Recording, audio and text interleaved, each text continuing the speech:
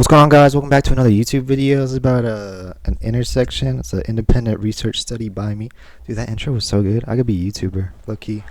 But so basically, it's about an intersection, and this particular intersection is actually pretty dangerous. It's in my own neighborhood, and I guess I'll kind of just explain why it's dangerous and like why I even, I guess, kind of started doing research on it. But so the intersection, imagine like a normal T intersection, right? It's like, well, a T, right? Well, this one, like this road is straight, I guess, and the other one is like diagonal, so it kind of forms like an X, and only one of those roads has a stop sign. So this diagonaler one, yeah, I guess, has a stop sign, and the other road does not. Like, it does not stop at all. So oftentimes you will actually have people like either speeding through that road or just like carelessly going through it, but like it's not really their fault. It's the people who are at the stop sign who, since there's low visibility due to it being a diagonal and them having a hard time seeing the oncoming traffic, it'll actually kind of cause this situation where they have to pull out pretty far from that stop sign to be able to see the cars coming. And oftentimes, if they're a new driver to the roadway, they'll pull out so far that it will result in a crash. And then on the same coin, the paint is kind of faded on the ground, so if you don't see the stop sign, you won't see the line on the ground or anything. So you'll, like, oftentimes I see people run that stop sign, and I guess what kind of like sparked my interest in the intersection is oftentimes like people have ran that stop sign on me, or just like put myself in like a dangerous situation where I'll have to swerve around them, which is just not good for an intersection that I have to go through daily. And so basically, there's also a couple other dangers. Like when I was younger, there's actually an elementary school like not even like a block away from that intersection, and then there's some apartments. And I used to live in those apartments, and I would have to cross that street, and it was oftentimes like scary as like a second grader because it's an elementary school. And so I would have to cross that street, and those cars are going fast, and they just don't stop.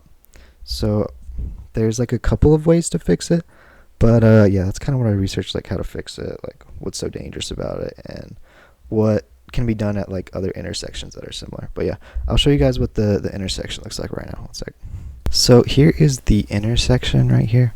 So this is the intersection I was talking about. It is Andrew Wisemen and Brook. So this particular intersection, this is what it looked like at the time, so May 2022. So I started this study like maybe 2 months ago, but the intersection does look a little bit differently now, which I'll show like the end of the video or something, I don't know. But so this is where like the really dangerous part of the intersection is, right? So since this is kind of like an X, like this is diagonal and then this is straight, it does cause some crazy visibility issues. Like for example, if I go up here, like I still can't see the oncoming traffic. If I want to make a right turn, or even like to go straight, is quite rough. But it's not going to show like as if I was turning. It's going to show in the middle of the road. But as you can see, I have to get all the way out here to even clearly see here if there's no parked cars at all, right? So it does make it quite challenging to see if a car's coming, especially because they go pretty quick through this road. So it's pretty hard to see. And same thing over here with these trees, but I don't think the trees are the issue. Or they could be, but there's other solutions that I think are just better. And so this road, if we're going down it, like we just kind of go straight. Like it looks like you'd be able to see a lot here, but like really, you can't. Like you really can't. And so like if we go on the other side of the road, this one is also pretty bad, but maybe just a little bit better. So like let's say you're going up, you have to go all the way out here to see, but at least here like there usually isn't any cars parked. But if there's a car parked right here, like you'd be in a world of trouble. But people don't usually park here just because it is quite dangerous and isn't exactly like where you want to park your car and then like get it hit or something, and then you don't have a car for however long. But yeah, and then the elementary school, which I talked about earlier, is just up the road over here. So I would have to like cross this fast-paced street, and then there's no like crosswalks here, which is normal for neighborhoods. But I think with the way that this road works, it's almost like not even treated like a neighborhood road, but like an actual like fast moving just intersection. I don't know. It's not really not really having the community in mind there, you know. But yeah, that's kind of just like a visual representation of what's wrong with the intersection. But I'll just go into like my Google form here. So these are kind of the responses I got on my survey from my class. So first, let's just go through the summary. There you go. So 100% of people said they did not feel safe going through the intersection, which I think to anybody that's just like insane. So there's about 11 responses. And so I kind of just posted it on my Instagram story, if I'm being honest. And I want to say about half the people have actually been through the intersection, and the other half are just kind of like, they live in El Paso and they're just looking at it.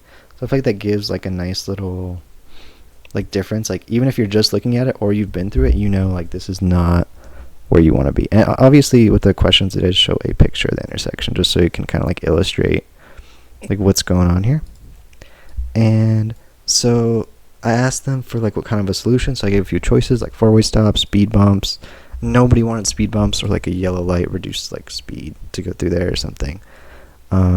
People were saying to redo the shape of the road, which could be done kind of like, I guess like getting rid of the trees or like straightening out this road so it's a lot less dangerous, I suppose. There's a couple different ways. That one's a little more creative.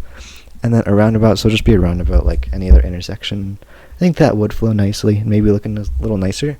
But the, I guess, cheapest and also just as effective solution would be a four-way stop where everybody has to stop, and then these people will have a chance to go forward without getting being hit by oncoming traffic. Yeah. And then I asked if a crash were to happen, would they blame it on the driver, the road, or both, based on like the road architecture. Most people would say both, the driver and the road. And then the next biggest was just the road solely, and one person said they would probably blame the driver over anything.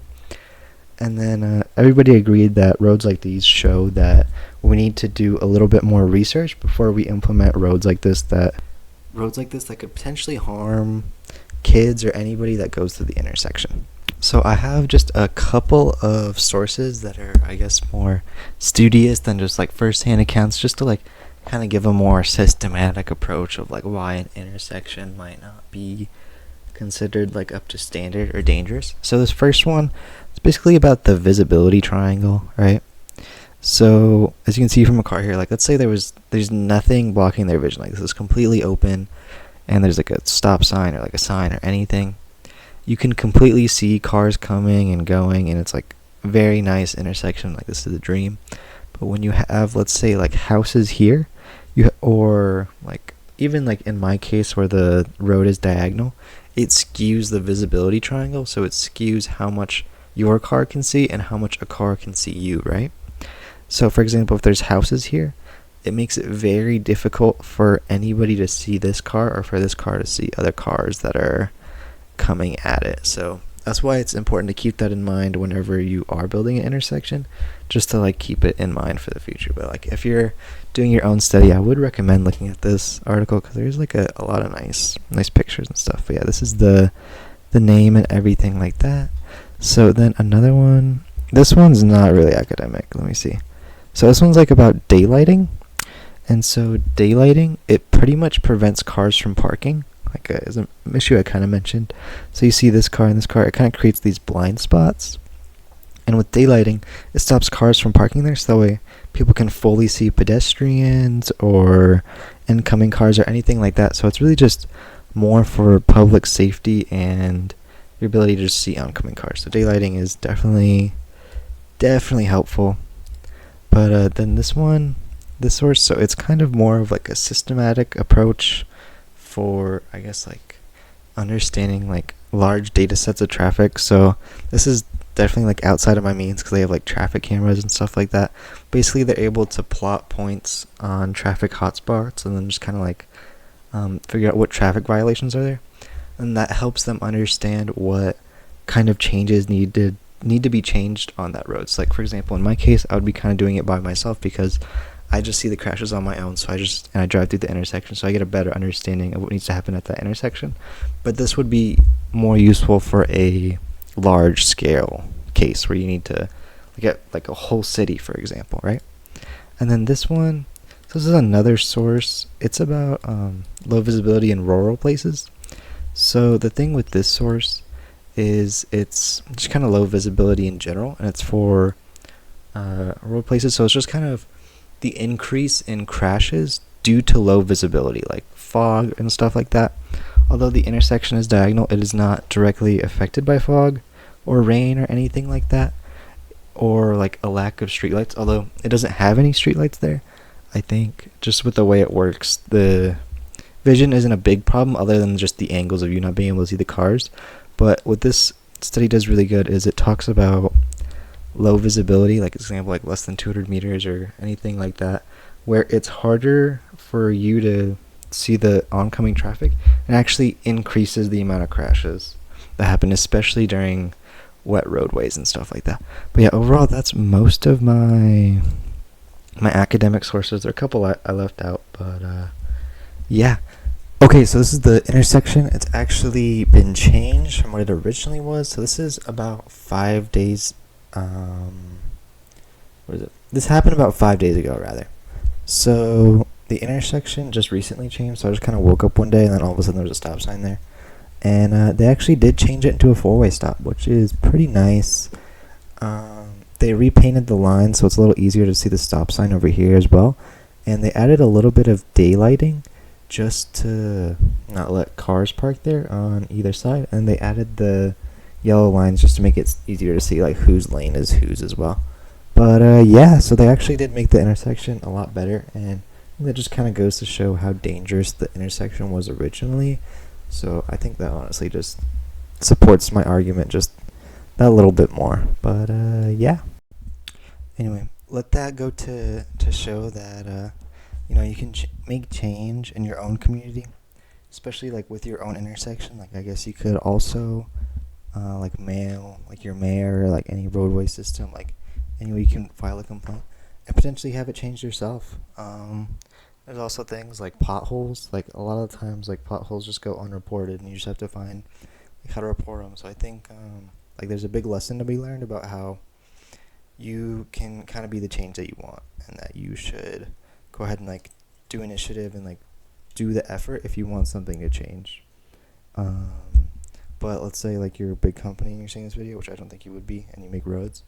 I would say just to keep in mind like the vision triangle and stuff like that, just to be like careful of how much a car can see whenever they pull into an intersection, like what effect that can have on people's lives. But yeah, I guess that's kind of everything. Because you can see, like in the end, the intersection did end up being changed, was kind of further prove my point. Like it was pretty dangerous and something needed to happen. But yeah, thank you for watching the video. Peace. If you see me out in Cold Hard, say hi. But if you meet me at the Clam, I'm a talkative guy. Maybe we'll talk over beers and remember the time. And we know even at my lowest, I'm a family guy. Yeah, a lot of white boys do impressions of me, and you always see my clips on your FYP. But that algorithm's always trying to censor me. They're even worse than the fellas at the FCC.